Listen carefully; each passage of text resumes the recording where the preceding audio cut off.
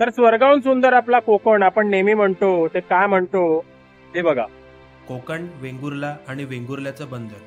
ह्या वेंगुर्ल्या बंदराचं वैशिष्ट्य म्हणजे जणू काही आपण दुसऱ्या दुनियेतच प्रवेश केला असं वाटते. हे समोर जे तुम्ही बघत आहात ते म्हणजे बंदरावरचं सर्वात उंच असलेलं सागर बंगला.